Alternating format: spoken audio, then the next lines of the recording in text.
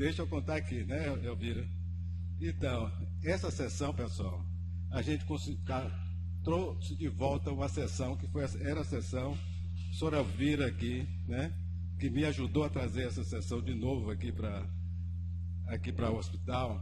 Essa era a sessão que acontecia toda segunda-feira, né? Toda segunda-feira a gente tinha caso para apresentar, eu coordenei essa sessão durante algum tempo aqui. Bom, para dizer, meu nome é Antônio Alberto Lopes, eu sou professor aqui da faculdade, sou atualmente diretor da Faculdade de Medicina, assim, para quem não conhece, talvez tenham pessoas novas aqui. Então a gente disse assim, vamos revitalizar as sessões desse hospital, porque esse hospital sempre foi um hospital extremamente dinâmico de sessões, e essa sessão de correlação clínico-patológica era a sessão mais frequentada, ela é a sessão de óbito que tem que ter. Então a gente, nesse esforço de trazer mais necrópsias para o hospital, inclusive autópsia minimamente invasiva, nós estamos caminhando para que elas aconteçam, né? Então, e essa sessão é uma sessão de uma participação muito grande do residente, muito grande. A gente trabalhava junto com os residentes, quem escolhia os casos de anatomia patológica, ajudava a fazer o resumo do caso e as sessões eram excelentes. Então, tendo a colaboração do professor Ricardo Barberino, coordenador da Coreme, a gente acha que vai retornar. E a professora Elvira tem sido aquela coisa assim, ela faz tudo para a sessão acontecer, mas é um trabalho imenso da professora Elvira, nossa professora de medicina interna, de geriatria, aqui. Agradeço demais o papel dela, mas eu acho que agora vai melhorar.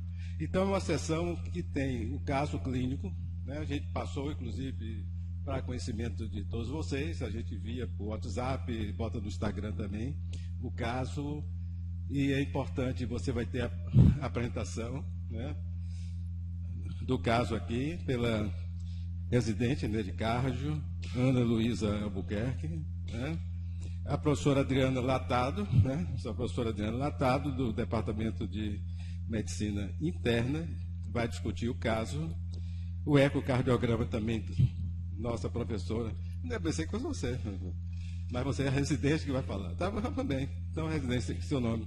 Arielle. Mas, matutino, sobre a orientação, você é residente? Sobre a orientação da professora Maria Amélia Hatten, e o patologista, professor Carlos Alberto Silva.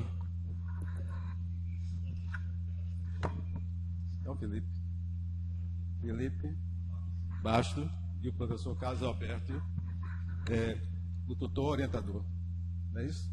Isso aqui. Então, apresentado, Ricardo. Viu? Procure as pessoas manterem o tempo. Eu vou passar uma coisa importante. Eu que às vezes assisto pelo YouTube, está passando pelo YouTube, então você se ajeita aí um pouquinho que vai gravar as coisas. Quem for falar, fale no microfone, por favor. Porque quando a gente vê a gravação, ouve a gravação, você não consegue ouvir as pessoas que às vezes realmente estão perguntando, fazendo alguma pergunta, fazendo um comentário. Então, acho que é importante, mesmo a gente que está aqui próximo, não vai ser ouvido lá fora, lá professor Ricardo, bem-vindo à coordenação da sessão. A palavra é sua. Bom dia a todos. Foi ótimo já ter sido apresentado e eu vou ser objetivo aqui e dizer que eu vou controlar o tempo. Ana Luísa vai apresentar o caso, vocês vão ter direito a fazer perguntas, fazer observações. A Adriana faz a discussão da parte clínica, a gente pode rediscutir isso. O pessoal da imaginologia vai ser representado principalmente pela ecocardiografia, a gente já viu, eles vão ter um tempo. E a gente precisa economizar o tempo para dar tempo bastante para a patologia. Na última apresentação que eu tive aqui, eu fui repreendido pelo patologista, e eu acho que ele estava com a razão, no sentido de que a gente ficou o tempo clínico perguntando, e ele não teve tempo. Hoje vai ter tempo para todos. A patologia vai apresentar e vai ter tempo, e vai ser brilhantemente apresentado por Felipe e pelo professor. Quer sentar aqui com a gente não, professor? Ana.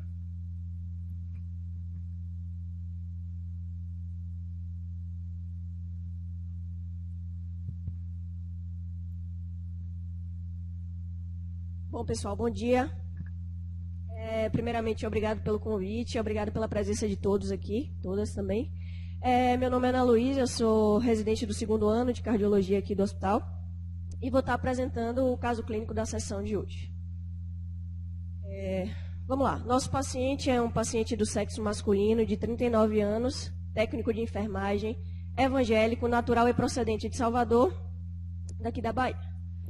É um paciente que teve entrada aqui, ele foi admitido no UPS em agosto de 2021, mas a história dele começa muito antes disso, tá? Começa em 2018. Então, vamos ver como é que se procedeu essa história. É um paciente que, em 2018, ele procurou atendimento médico fora do hospital por quadro de cefaleia em região occipital, progressiva, constante, de forte intensidade, sem melhora com analgesia simples, associada à dormência em lábios. Na ocasião, ele negava distúrbios visuais, convulsões, síncopes ou demais queixas. Nesse contexto, o paciente ele realizou ressonância de crânio, que evidenciou presença de áreas de espessamento nodular irregular, placa meníngeo associada à área de edema no parênquima cerebelar à direita, mal definido com efeito de massa comprimindo o quarto ventrículo. O laudo revelou aspecto inespecífico, diante disso foi realizado estudo do líquido cefalorraquidiano, que não tinha alterações na ocasião. Realizou ainda biópsia de dura mater, que revelou infiltrado focal de linfócitos pequenos com núcleos redondos e regulares.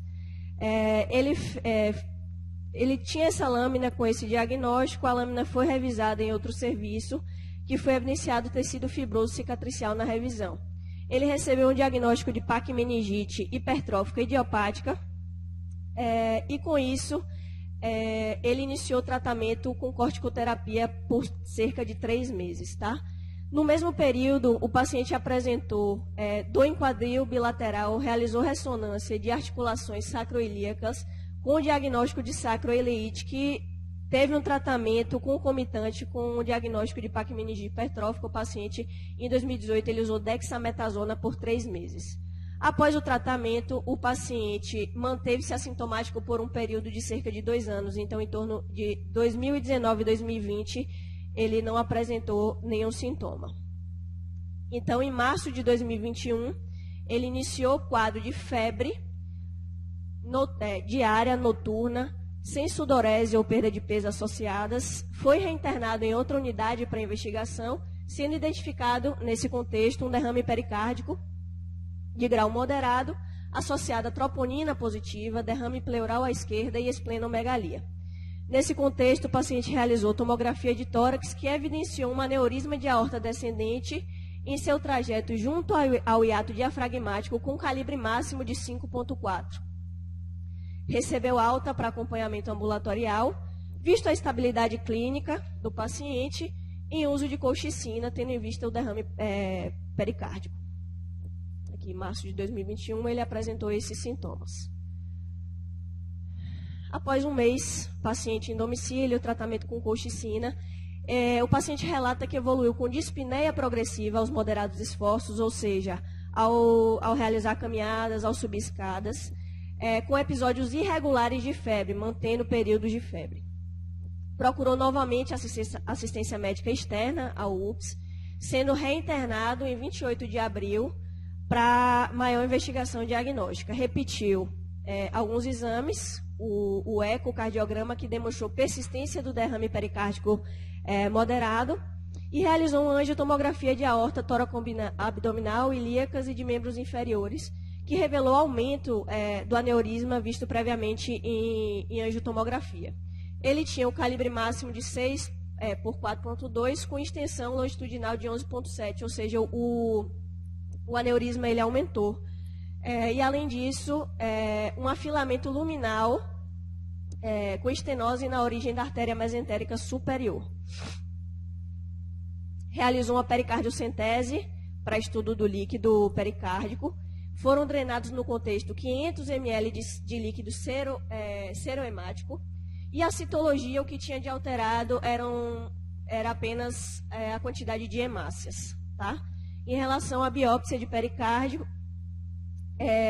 foi visualizado um processo inflamatório crônico inespecífico e as colorações de Zinnilsen e Pais revelaram ausência de bacilo alcoócido resistente e ausência de fungos também. Aqui em abril, maio de 2021. Nesse contexto, foi prescrito prednisona para o paciente devido ao quadro clínico e aumento das provas inflamatórias. O paciente recebeu alta em uso de corticoide, colchicina, Celozoc e furosemida. Recebeu alta hospitalar para manter acompanhamento ambulatorial com reumatologia e fazer investigação diagnóstica complementar direcionada para doenças autoimunes. Ambulatorialmente, realizou ressonância cardíaca em maio de 2021, que revelou para a gente uma insuficiência mitral moderada, aumento das câmaras cardíacas esquerdas, discinesia anteromedial, acinesia anterobasal e médio-basal anteroseptal do ventrículo esquerdo, evidenciando um realce transmural nessa parede e disfunção sistólica de grau leve do ventrículo esquerdo. Realizou uma nova angiotomografia para controle do aneurisma, que evidenciou um aumento do diâmetro transversal do aneurisma, mas foi laudado como se houvesse uma redução do diâmetro longitudinal.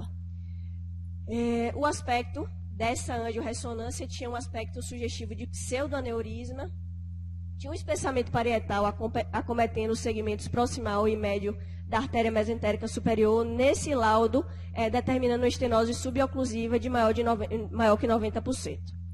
Realizou uma ultrassonografia cervical, evidenciando linfonodomegalias em torno de 2 a 3 centímetros cada. E em agosto de 2021, foi optado por internação na Enfermaria de Clínica Médica do UPS, com o objetivo de prosseguir na investigação do quadro. No contexto da admissão, foi evidenciada a presença de febre e dispneia aos pequenos esforços. Então, em agosto de 2021, essa é a história do paciente, numa linha do tempo. Em agosto de 2021, ele foi admitido aqui para a gente fazer uma melhor investigação. Como história pregressa, ele negava outras comorbidades prévias a esse fato de 2018 para 2021, negou transfusões, alergias, nega passado de tromboses ou AVC.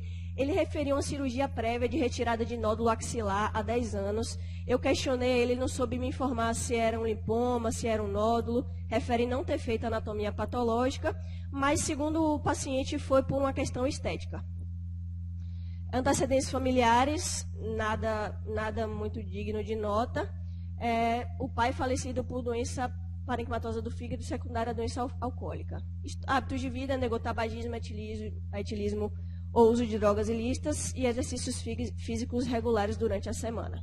Ele foi admitido aqui em uso de prednisona, 80 mg dia, cálcio e vitamina D, omeprazol, furosemida, Celozoc, que é o metoprolol, e a colchicina. No interrogatório sistemático, nada muito relevante, além das queixas que já foram relatadas na HMA. E no exame físico, o que a gente tinha de alterado, apenas linfonodos palpáveis em região submandibular à direita, como visto anteriormente no ultrassom de cervical.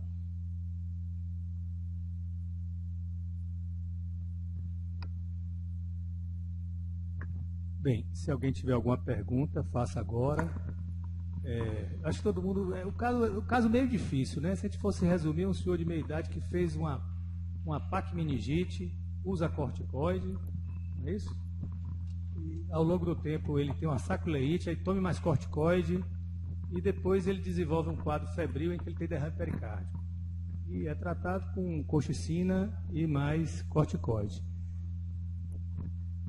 Associadamente descobre que ele tem um aneurisma da aorta torácica que vem se expandindo, certo? E por fim, eu não sabia daquilo, ele tem um pseudoaneurisma, só que esse pseudoaneurisma é que houve algum rompimento, vazou um pouquinho de sangue aí, né? A definição não é mais só um aneurisma, é um quadro mais grave. Mas, em linhas gerais, persiste o quadro febril, derrame pericárdico e tem linfadenomegalia cervical. Essa é, em linhas gerais, o quadro. Boa pergunta. Pronto. Se não houver pergunta, eu vou passar para a Adriana. Entendeu direitinho? Foi descartado a tuberculose? Bem, o líquido pericárdico, pelo que eu vi ali, foi feita pesquisa do bacilo, que eu acho que ele nunca é encontrado no líquido, né? É uma coisa a gente pede porque tem que pedir. A patologia pode comentar isso agora ou depois, como o senhor queira. E a biópsia em si do pericárdio é um processo crônico, inflamatório inespecífico, que é o que habitualmente, toda vez que a gente interna o paciente com derrame pericárdio dessa forma, vem isso aí, não é? Porque não era de uma doença aterosclerótica. Então se chegou à conclusão que era provavelmente uma vasculite ou um aneurisma micótico. O que é que se pensou? Bem, eu vou deixar para a doutora Adriana comentar isso aí. Ei, Carol, boa, bom dia a todos. Na verdade, você vê que é um paciente muito mexido, né? E ele teve o internamento dele na clínica médica. A cardio em si, aí eu posso falar, a gente começou a acompanhar já a nível ambulatorial, para a condução da insuficiência mitral e um segmento conjunto com a vascular do que ele fez lá para o aneurisma de aorta. Só respondendo o Barberino, teve uma linha de dissecção no aneurisma, eu não me lembro mais em qual exame, que são muitos, mas revisando aqui para apresentar, tinha uma linha de dissecção além da expansão rápida.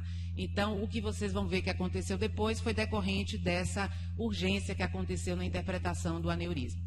O que há antes e o que há na enfermaria, todas as sorologias e todas as buscas infecciosas para o aneurisma deram negativo. Sobre o derrame pericárdico, as condutas foram feitas, inclusive de drenagem. A gente entende que teve um motivo, talvez, terapêutico à época, porque tinha dispneia, mas talvez para investigação diagnóstica. Esse hemorrágico, a gente também não tem convicção de que se foi acidente ou é hemorrágico, porque quando é hemorrágico a gente acaba afunilando as suspeitas diagnósticas, né? Infecção crônica é uma delas, mas tuberculose salta aos olhos, neoplasia, enfim. Mas não há nenhuma confirmação etiológica até esse momento da entrada na enfermaria de clínica médica de etiologia para os processos de doença dele, tá? Eu acredito que sim. Foram muitos. Foram feitos, por exemplo, o professor Carlos perguntou sobre VDRL, né? Teste, que era o mais óbvio, pensar um homem jovem, né? O professor Barberino chamou de meia idade, mas era um homem jovem, que começou com 38, 37 anos de idade. Mas, assim, tudo que a gente tem que foi feito foi dado negativo, fora as provas inflamatórias. É porque eu perguntei porque geralmente a tuberculose extrapulmonar é melhor identificada através do teste IGRA. Ele não tem, pelo histórico de exames que a gente olhou, ele tem muito exame. O IGRA ele não tem, mas ele tem um PPD de 15, né? Paciente que usa corticoide cronicamente. A gente pode... Diga, Luiz. Na pesquisa do derrame pericárdico, assim como na presença de gânglios, foi feita alguma biópsia nesse momento? Foi do pericárdio, que deu processo inflamatório crônico. Tudo externo, viu? Tudo é contado. A gente não tem acesso a, acho que nenhum desses exames prévios, né? E a parte ganglionar dele? Vamos ver aqui. Aí foi no hospital. No hospital ainda tem um segmento aí. Então, mostra aí, Ana, por favor, a parte... Ali, a biópsia de pericárdio, que a Ana tinha apresentado. Então, como é de praxe nessa sessão, e o professor Antônio Alberto, muito apropriadamente, lembra muito isso, a gente está aqui diante de vários estudantes, né? Residentes são jovens egressos da fase de graduação, então existe aí a lista de problemas que a gente sempre coloca, e depois a lista de suspeitas, que a gente resolveu ser fiel ao que a enfermaria, que foi a enfermaria de clínica médica, colocou. Olhando a história retrospectiva até aí, talvez a gente tivesse um pouquinho diferente essa distribuição de problemas para dar as suspeitas. Mas em relação a problemas, ele tem febre. Se alguém quiser acrescentar alguma coisa, por favor, pode fazer. Derrame pericárdico, dispneia aos pequenos, mínimos esforços, foi quando ele chegou até aqui. Uma insuficiência mitral moderada, com a disfunção leve do ventrículo esquerdo e alterações segmentares, contratilidade alterada em segmentos do ventrículo esquerdo, na região basal do segmento anterior, septal, septo anterior e na medial da parede anterior também.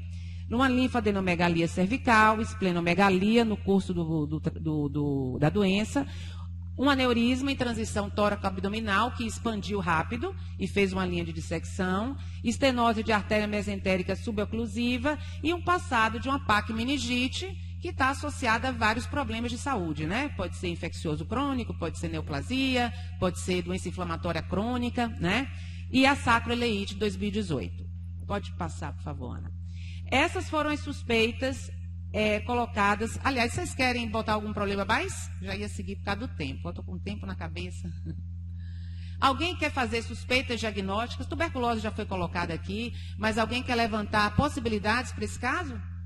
Ainda que não seja com tudo junto, separadinho assim, aqui eu junto com isso, penso naquilo. Isso.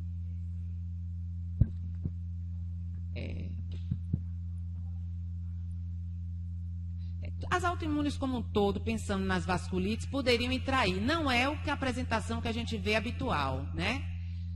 Mas alguma coisa mais autoimune com certeza. Desculpa. Posso falar, professora? Quando eu vejo esse caso, né, eu penso muito que eu posso me basicamente guiar pela paquimeningite e aí esse acometimento sistêmico, né? Algumas condições causam isso, entre elas a própria doença relacionada ao IgG4, faz muita paquimeningite, pega outros órgãos, pega muito vaso, né? Não sei até que ponto esse linfonodo dele não pode ter uma parotidite aí junto, e aí faz aquela doença de Nicolix, né? Fica algo assim. Algumas doenças também de depósito podem também fazer isso, então sarcoidose, amiloidose, algumas vasculites também fazem isso, e aí fazem com essa paquimeningite. A gente pode pensar, por exemplo, em uma neuro-BC. Então eu acho que eu iria basicamente por aí com essas quatro fortes possibilidades. E ainda tem as causas neoplásicas, que entre elas acho que a que mais surge assim é a histiocytose. Então pega muito, faz muita meningite, aliás, faz essa paquimeningite, e quando a gente fala em histiocytose, eu acho, né, tanto células Langerhans quanto também células não Langerhans. Então ALK+, ou Eden-Chester, mas acho que, né, mais ou menos por aí. Nossa, que show, hein? Como é seu show. nome? Murilo. Murilo. Só uma coisa, Murilo. Lembrar que esse imuno paciente de tem uma clínica? coisa interessante, que ele Muito melhora bom, com Murilo. corticoide, né? As coisas E melhoram com usou corticoide. muito tempo. Aí, Boa parte das doenças citadas melhoram com corticoide. Inclusive, às vezes, doenças que não são inteiramente tratadas com corticoide. E, por outro lado, a gente vê um paciente já agora, quando ele entra na enfermaria de clínica médica, já usando corticoterapia de longa data. Então, outras coisas podem se adicionar à justificativa de novos quadros que ele tem apresentado, por exemplo, 5 meses antes da entrada no hospital, porque a história dele é desde 2018. Então, desculpa.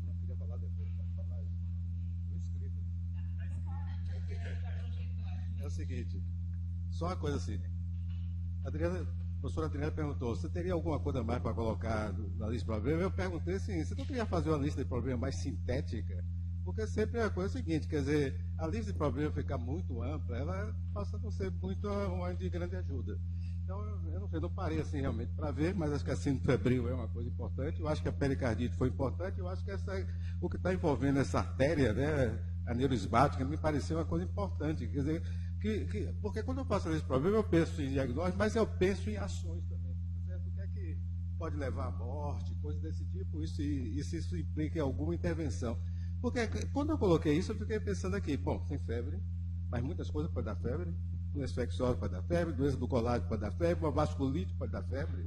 Até imaginei alguma coisa que possa estar tendo vasculite, porque envolveu essa artéria, né? E muitas coisas pode dar vasculite também, pode dar pericardite, né? Porque isso pode já me levar a pensar alguma coisa, porque a doença infecciosa, doença do colágeno, doenças vasculares, me desperta atenção, assim, como possibilidades também para esse paciente. Não estou desprezando que os outros problemas não sejam importantes, mas fica uma lista sintética, que os problemas são coisas que lhe acompanham durante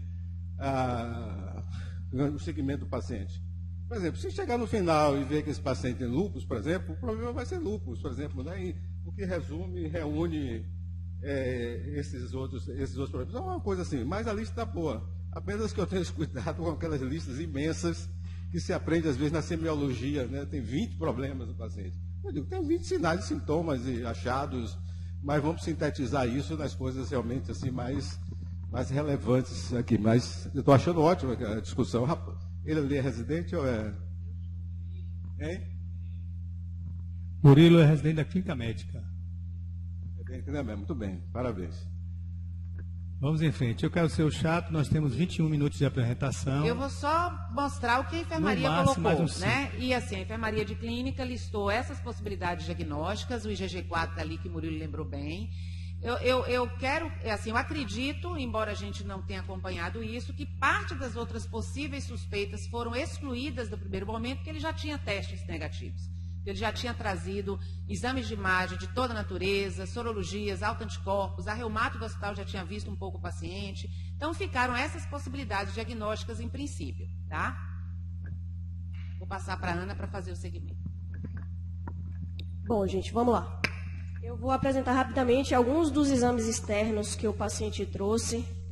Ele tinha um laboratório com provas inflamatórias positivas, VHS de 37, PCR de 192, o IgG4 era normal, tá? Imunoeletroforese de proteínas urinárias normais, imunoeletroforese de proteínas séricas também normal. Ele tinha um PPD forte reator, paciente que usava corticoide de longa data já. E em relação aos autoanticorpos, ele tinha apenas um antimusculo liso, reagente 1/40, todas as sorologias virais negativas. No laboratório admissional, apenas um PCR aumentado. O eco da admissão corrobora e ratifica os achados encontrados na ressonância cardíaca que ele tinha feito a nível ambulatorial, prévio com aumento de câmaras esquerdas, ventrículo levemente... aumento de câmaras esquerdas, função sistólica limítrofe, um strain global reduzido, uma disfunção diastólica do VE, tipo 2, e uma insuficiência mitral de grau moderado. A gente fez um raio-x também, o raio-x a imagem ficou meio embaçada, mas aqui a gente podia ver um pouco de cefalização de trama pulmonar, um paciente que estava um pouco congesto, aumento da área cardíaca, e também um alargamento de mediastino. A gente realizou uma tomografia de tórax, que é evidenciada que é o aneurisma do paciente, um aneurisma sacular de grande diâmetro, parcialmente trombosado. Foram evidenciadas também, no laudo da tomografia, área sugestiva de aneurisma de ventrículo esquerdo, ele não fala em que localização, presença de linfonodomegalias axilares e linfonodos proeminentes em gordura epipericárdica e um derrame leve pericárdico. Nesse contexto, esse paciente foi avaliado com urgência pela cirurgia vascular devido ao processo de aumento progressivo do aneurisma, e o paciente ele foi encaminhado com urgência para correção endovascular de aneurisma com colocação de endoprótese. Aqui é a imagem pré da angiografia e a imagem pós-colocação de endoprótese.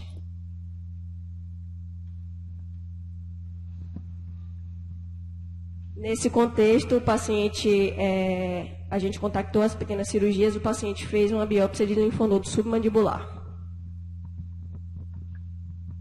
Obrigado, bom dia. Desculpe, só fazer um registro importante aí. O paciente tinha nesse momento algo de, como o professor falou, algo de ameaçador à vida, que era um aneurisma que estava dissecando, possivelmente formando pseudoneurisma, quer dizer, risco iminente de morte foi tratado ali. Se não tratou a doença definitivamente, mais do que ameaçava a vida, e eu acho que isso é louvável que vocês fizeram. Bom dia, gente, tudo bom? Meu nome é Felipe. Chegou a patologia, a biópsia 30/11 de 2021, que era um linfonodo submandibular com resumo clínico de paciente de 39 anos em investigação diagnóstica há 3 anos por raquimeningite, febre, derrame pleural, derrame pericárdico, apresentando linfonodomegalia submandibular direita. E as suspeitas diagnósticas desse momento, aí, pelo menos para a gente, foram tuberculose ganglionar e sarcoidose, né, que foi o que a gente recebeu. Na macroscopia, a gente recebeu 2 fragmentos de tecido pardo com partes castanhas que medem em conjunto esse valor aí 1,4, um linfonodo pequeno também. Aos cortes, os fragmentos apresentam um tecido branco compacto e um tecido castanho compacto também. É importante mostrar primeiro a arquitetura de um linfonodo normal, para a gente perceber a diferença do linfonodo que a gente recebeu, né? Um linfonodo normal, ele vai ter, ele é encapsulado, vai ter uma região subcapsular mais próxima da cápsula, a região cortical, né, com os folículos, a região paracortical, que é uma região de transição, e a região medular.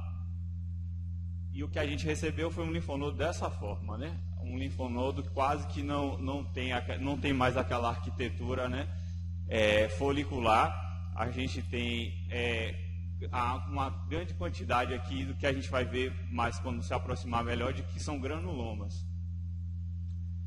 Aqui a gente percebe um granuloma, a gente vê células gigantes envoltas às células epitelioides. Aqui é uma célula gigante até bem clássica, com o núcleo, os núcleos na periferia formando uma ferradura. E nesse cantinho aqui em cima a gente percebe que ele é um pouco mais granular e ele tem uma coloração um pouco mais rosa. E isso aqui é uma necrose caseosa.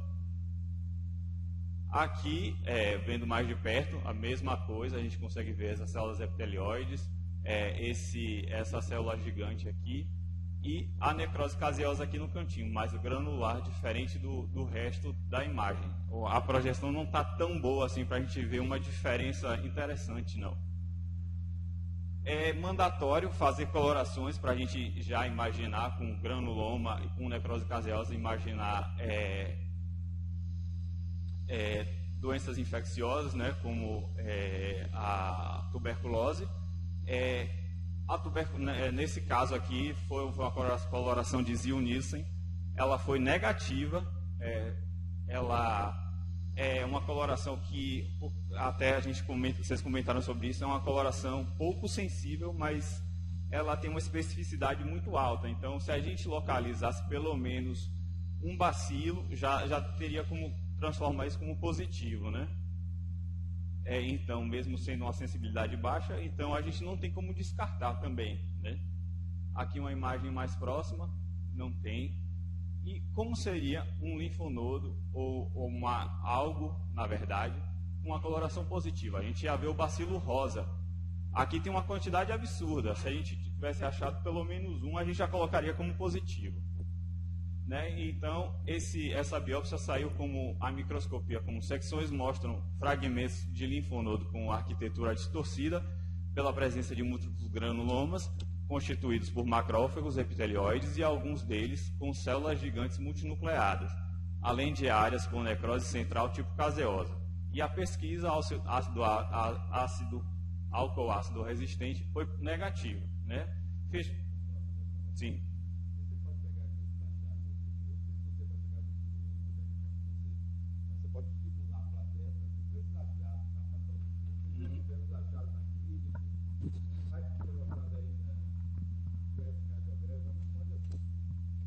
Entendi.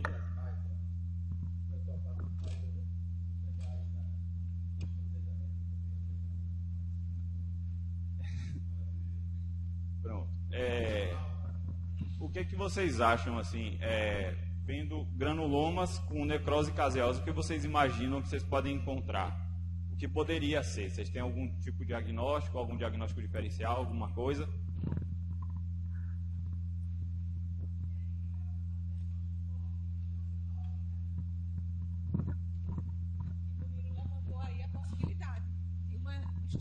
De osteocitose de células de Langerhans, né? Possível. Mas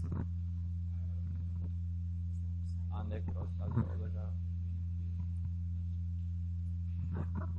Bem óbvia para todos aí vai ser tuberculose, né? E a outra coisa, além de osteocitose, é sarcoidose. Isso, né? Exato. Né? Então, nós fechamos nessa microscopia que eu disse, e a conclusão colocamos como linfadenite crônica granulomatosa com necrose caseosa. E a pesquisa de Barr negativa, né? O ácido álcool reagente negativo. E uma nota que os achados morfológicos são compatíveis com as alterações encontradas na tuberculose ganglionar e que a ausência do bacilo na amostra não exclui a possibilidade de tuberculose.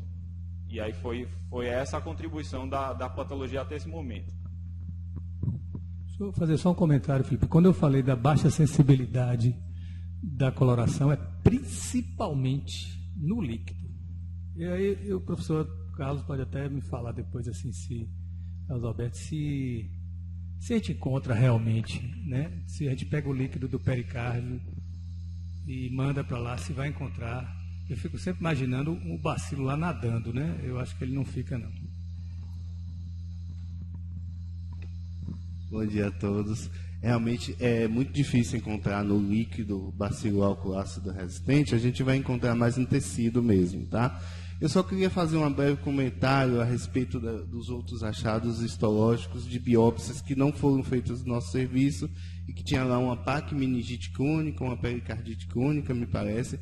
Então, assim, para quem está, os alunos internos e residentes, é importante notar que esse paciente, possivelmente, ele tem uma doença inflamatória sistêmica. O conceito de doença inflamatória sistêmica pode ser uma doença autoimune, pode ser uma doença inflamatória, não importa para a gente. O que ele tem é uma ativação inflamatória. Então, espera-se que esse processo inflamatório, se acometer meninge, se acometer pericárdio, o que é que vai acontecer? Todo mundo, se você lembrar um pouquinho lá da patologia 1 dos processos gerais, toda vez que você tem um processo inflamatório, inexoravelmente você vai desencadear também o processo de reparo, tá? Então, por isso que os laudos associados a processos inflamatórios crônicos, ele vai virar alterações fibróticas relacionadas ao reparo. Então, eu estava até checando lâminas com os residentes e a gente mostrando lá as biópsias gástricas de pós-tratamento de H. pylori. O indivíduo tem um processo inflamatório na mucosa gástrica crônico, ele faz o tratamento e você tem lá ainda resquícios de alterações fibróticas pós-processo inflamatório crônico. E isso não vai deixar de acontecer em outros órgãos, tá? Então, vai acontecer numa pericardite secundária ao lúpus, secundária à doença infecciosa, vai acontecer numa meningite, tá? Por viral ou por qualquer outra etiologia. Com relação ao caso específico, foi eu que laudei esse exame e ficou muito claro aqui quando o Felipe apresentou a distorção arquitetural que você tinha nesse linfonodo, tá? Então, é um linfonodo que a arquitetura folicular dele estava totalmente distorcida e o que a gente via lá era uma coleção de múltiplos granulomas. Esses granulomas se fusionavam e o que chama atenção para a gente indicar a ideia ou a tendência para um diagnóstico de tuberculose é a necrose caseosa. Professor, pode acontecer necrose caseosa em outros eventos? Pode, tá? Alguns fungos podem ter histoplasmose, pode ter necrose caseosa. Não casa com a sintomatologia clínica desse paciente, tá? Mas aquelas células gigantes em ferradura, multinucleadas, que a gente chama célula gigante tipo Langerhans, ela é muito peculiar do granuloma da tuberculose. Com relação ao diagnóstico diferencial de doença granulomatosa, vem a sarcoidose, só que na sarcoidose a gente costuma dizer na patologia que é o granuloma seco, é o granuloma duro da sarcoidose. Por que isso? Porque o granuloma da sarcoidose não está associado à presença de necrose, tá? Então, os órgãos vão ter a distorção, vai formar o granuloma epitelioide, porém, eu não tenho necrose caseosa. E sarcoidose, para a gente, o patologista, é sempre o diagnóstico de exclusão em doença granulomatosa. Eu afasto todas as possibilidades e aí eu indico para o clínico, olha, pode ser sarcoidose, tá bom? Então, acho que, do ponto de vista da patologia, foi isso que a gente pôde contribuir. Obrigado, professor Vitor, vai falar. Só quero lembrar que depois de Ana, o eco vai entrar em ação, porque lembrar que esse paciente vai ter notícia boa que ela vai dar, mas lembrar que tem coisas que não estão explicadas bem. O paciente tem muito comprometimento cardíaco, né, que não está muito justificado aí. Por favor, Vitor. Vou ser breve, tá? É bom que seja. Eu queria só fazer uma contribuição relacionada à sensibilidade das baciloscopias, né? Em qualquer amostra extrapulmonar, a sensibilidade da baciloscopia é baixíssima. Então, não apenas para líquido pericárdico, mas para linfonodo, líquido acítico, líquido cefalorraquidiano. Então, sua observação é pertinente e que hoje a metodologia de escolha que a gente deve fazer para esses diagnósticos extrapulmonares é a reação em cadeia da polimerase, né? A PCR, que a metodologia mais utilizada tem sido o teste rápido molecular. Muita gente acha que a gente só pode pedir o teste rápido molecular para tuberculose em escarro, mas a gente pode pedir em qualquer amostra, inclusive alguns laboratórios têm validação para peças de biópsia, né? Então você consegue mandar e fazer a PCR para biópsia. Então tem sido uma alternativa muito interessante, porque o IGRA e o PPD, eles são marcadores imunológicos, né? 1/4 da população mundial é estimado que já teve contato com Mycobacterium tuberculose. É muito difícil diferenciar o que é uma tuberculose latente do que é uma tuberculose doença. Então, acho que fica a atenção para a nossa prática diante de uma suspeita de tuberculose, que esse é um caso absolutamente atípico, né? Mas a gente lembrar também da reação em cadeia da polimerase, o teste rápido molecular, que tem uma sensibilidade muito superior à baciloscopia e também uma especificidade excelente. Foi ótima a sua participação e foi concisa. Obrigado. Bom, depois dessa anatomia patológica, como é que ficou o paciente, né? Então, vamos lá.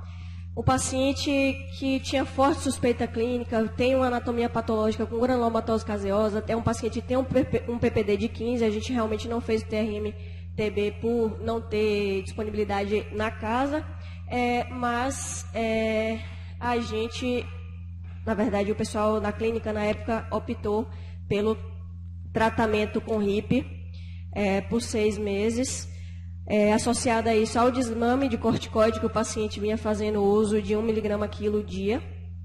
E ele teve alta com um acompanhamento com as equipes de cardiologia, reumatologia, cirurgia vascular e infectologia, que posteriormente solicitou outra amostra de líquor para investigação daquele quadro de paquimeningite prévia, mas que não teve alteração. O paciente evoluiu com melhora clínica da febre, das linfonodomegalias durante o tratamento, normalização das provas inflamatórias e manteve acompanhamento com a gente na cardiologia, realizou um cateterismo por conta daquelas alterações da ressonância de acometimento transmural para a gente afastar um processo de isquemia associado, um cateterismo normal. Realizou também, ano passado, um PET scan negativo, né? Ele não tem captação, não tem atividade metabólica no coração e uma ressonância cardíaca. A ressonância cardíaca, ela evidencia esse realce transmural, um realce realmente transmural, que até vem laudado como sugestivo de processo de isquemia, né? Um realce que pega tanto o endocárdio, quanto o miocárdio, quanto o pericárdio, na região anterobasal do septo. Aqui também a ressonância. Diante do quadro, a gente manteve a investigação. O paciente tinha um eco do ano passado, que as meninas vão apresentar. Entretanto, a gente acabou perdendo os vídeos do eco do ano passado. A gente solicitou o paciente que viesse ontem aqui para realizar um novo ecocardiograma para manter esse acompanhamento. Mas nós vamos apresentar o... Depois da apresentação do ECA, a gente fecha, mas tem as enfermidades cardiológicas que estão nos preocupando e tomamos atitude em relação a isso de definições. Então, a Ana vai fechar o caso sobre principalmente a valvopatia dele. Quero lembrar que faltam 10 minutos para o meio-dia. A gente vai tentar cumprir o horário. Por favor. Bom dia a todos. Eu sou a Arielle, residente do primeiro ano do ECO. Como a Ana falou, esse ECO foi realizado ontem, mas está muito semelhante aos últimos ECOs que ele realizou nos últimos anos. Então, aqui a gente tem o corte paraesternal do ventrículo esquerdo, mostrando a análise das dimensões do ventrículo. A gente tem um septo de 1 centímetro, um diâmetro diastólico de 6,6 centímetros, uma parede posterior de 0,9 centímetros e um diâmetro sistólico, vou passar aqui, de 4,4, que demonstrou aumento das dimensões da cavidade esquerda, assim como hipertrofia excêntrica. um take-out de 60%, assim como no Simpson, que eu vou apresentar uma fração de ejeção preservada. A gente consegue observar que esse é o septo anterior, a região basal, um afilamento do septo, e também na contração tem uma cinesia dessa região basal anterior do septo. O anel mitral, uma dilatação importante de 4,4 centímetros, determinando aqui uma insuficiência mitral importante, uma vena contrata de 0,7 centímetros, um jato excêntrico e caracterizado como insuficiência mitral importante. Aqui a gente tem um aumento biatrial mais importante à esquerda de 62 ml, o esquerdo de 35, mas ambos os átrios aumentados. O Simpson, como eu falei, normal, 59%, e o strain global longitudinal do VE também foi normal, menos 23%. Aqui a gente tem um vídeo no 4 câmaras, em que a gente consegue observar todos os segmentos preservados, mas no 3 câmaras, em que essa região aqui é basal mais afinada. E aqui no 3 câmaras, a parede anterior, a gente consegue observar essa imagem de um abaulamento que é caracterizado como aneurisma da região anterior basal. Aqui só no corte, né, transversal, mostrando o aneurisma também na mesma região anterior basal. Aqui um IT leve, determinando uma hipertensão pulmonar com PSAP de 51, a insuficiência mitral mais caracterizada nesse vídeo. E a nossa primeira impressão, ao longo dos anos que ele vinha fazendo o ecocardiograma, de todos os achados que eram vistos, a gente correlacionou mais o ecocardiograma com uma possível sarcoidose. Aí a gente só trouxe um resumo aqui das alterações que podem ser encontradas na sarcoidose e o que ele apresentava, né? Então, nas câmaras esquerdas, uma disfunção diastólica ele tinha, mas a gente não conseguiu determinar o grau pela IM severa. Alterações da contratilidade segmentar, como eu citei, ele tinha a cinesia do basal, região basal anterior do septo, tinha um aneurisma na região da parede anterior basal.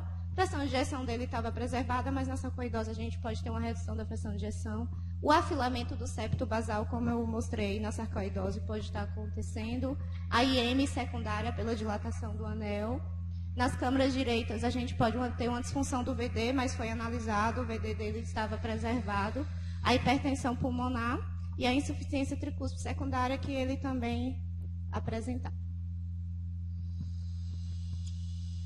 Parabéns pela apresentação. A impressão que dá é que o paciente está bem com tratamento para tuberculose, ótimo, mas a ideia que eu fiquei aqui, leigamente, é que parece que não está tudo explicado ainda, né? Mas Ana e a doutora Adriana certamente explicarão.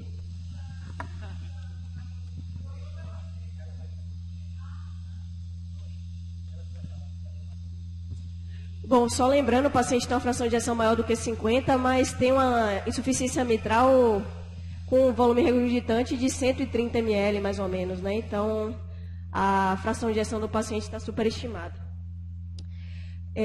Então, o acompanhamento do paciente com a cardiologia, o paciente persiste em algumas alterações cardíacas do quadro inicial, a quais estão sendo monitoradas, a insuficiência mitral importante, o aumento uma hipertensão pulmonar. É um paciente que foi discutido em heart team, é um paciente que tem indicação cirúrgica, a gente está programando isso, fazendo novos exames pré-operatórios para avaliação de atividade de doença inflamatória, além de exames para avaliar status cardiovascular, um cateterismo, uma nova cintilografia, alguma coisa assim. O paciente vem em uso de medicações como bisoprolol, furosemida e hidralazina. A gente chegou a introduzir vasodilatador para ele, o enalapril 10 mg 2 vezes ao dia, mas foi suspenso em determinado momento por hipercalemia, mas com lesão renal aguda. Porém, com a retirada da medicação, isso foi resolvido. Então, o que fica a dúvida para a gente é se realmente esse paciente teve só uma tuberculose mesmo, né? Apesar de ter um granuloma caseoso trator, de lá para cá ele não teve mais manifestações agudas, mas que tem alguns acometimentos que ainda nos deixam com a pulguinha atrás da orelha. Apesar de estar bem, a gente está aí rastreando o paciente ainda, né, Pro? Quer falar alguma coisa? Por favor, fale ao microfone. Então, é isso mais ou menos como a Ana falou. Já tem quase um ano que a gente tem levado ele para discutir em relação à abordagem da válvula mitral. Vou começar por essa parte que foi a que nos foi encaminhado, assim. E a gente está entendendo essa piora, porque ele está piorando, ele está remodelando o VE, ele está crescendo o VE, a fração de gestão está subestimada, tem também aí uma dose que foi colocada no acompanhamento de beta-bloqueador, porque ele tinha uma levemente reduzida antes e tinha sintomas, apesar de entender que é mecânico o processo. Apesar da válvula ser normal, a gente está entendendo, até meus colegas aqui, como a insuficiência mitral, tipo a insuficiência mitral isquêmica, que você vai afrouxando o aparato valvar mitral, e isso vai fazendo falha de coaptação. Ele tem insuficiência mitral volumosa, excêntrica, sugerindo que funciona como mecanismo orgânico e que ele está piorando a parte de remodelamento cardiovascular. A gente reencaminhou para reumato, já tinha dado alta a pergunta, né, sobre o acompanhamento para ver sarcoidose, e principalmente nesse momento, ou rever alguma nova avaliação sistêmica, mas no primeiro momento deram alta, mandamos de novo e deram alta de novo, achando provavelmente que não está dentro da linhagem da doença inflamatória. Mas a gente não acredita que... Isso. Então, eu tive uma resistência em aceitar até em aneurisma de aorta por tuberculose. Tem relatos na literatura. O pericárdio, a paquimeningite, a adenomegalia, poderia estar tudo dentro da tuberculose. Agora, existe na literatura, eu acho que é o mais improvável das suspeitas feitas aí para esse aneurisma de aorta, mas existe, né? Inclusive com detecção de bacilo dentro da parede da aorta. Tem um ou outro relato de caso, coisa muito rara, a gente vê na literatura. Mas a nossa impressão é que tem uma doença de base e a corticoterapia fez provavelmente ele reativar um complexo lá paradinho latente, que ele fez a parte da doença infecciosa propriamente dita. O PET-scan foi pedido por nós na investigação de atividade de doença fora o tratamento da tuberculose e fora a insuficiência mitral. E naquele momento, e já tem um ano o PET-scan, ele não tinha atividade nenhuma, não havia absolutamente nenhuma atividade metabólica capturada em nenhuma parte do organismo visto na imagem. Então, a nossa ideia hoje é isso, né? Tentar ver como ele está, que a gente acha que ele está estável, hoje é classe funcional 1, e fazer a avaliação pré-operatória e tentar abordá-lo do ponto de vista de cirurgia. Provavelmente, aí o cirurgião vai ver, mas provavelmente troca valvar. Eu fiquei assustado um pouquinho com o tamanho do aneurisma do septo basal. Eu tinha as fotos do eco anterior, mas não ficava visível desse jeito. Não sei se, Ana, foi muito bom o filme, assim, é realmente uma coisa grande. Eu acho que eu nunca vi um aneurisma de septo tão grande assim. E só comentando um pouco da parte da ressonância cardíaca, que insiste, né, daquele laudo de ser isquêmico, aí a interpretação de quem dá um laudo, porque sarcoidose pode fazer um achado muito parecido de ter esse realce tardio transmural, né?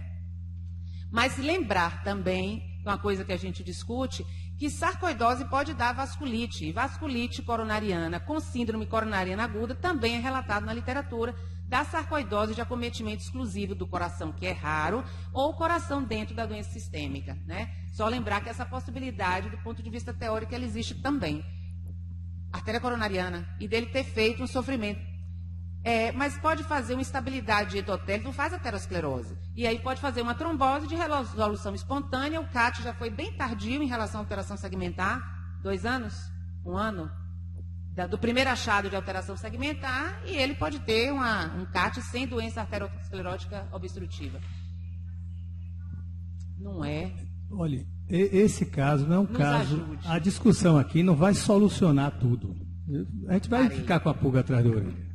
Mas dá a impressão que tudo não está inteiramente justificado pela tuberculose. Essa é a impressão geral. A doutora Amélia vai falar, mas eu quero lembrar que nós estamos agora acima dos 45 minutos do segundo tempo. Então, professora Amélia, depois o professor Antônio Alberto, e provavelmente nós vamos encerrar. Eu queria falar uma coisa rapidinha. Primeiro, a ressonância que provavelmente foi feita com o mapa T2. O mapa T2 vai ver mais isquemia. Essa ressonância, para ser fidedigna, tinha que ter sido feita com o mapa T1, que infelizmente a gente não tem no SUS.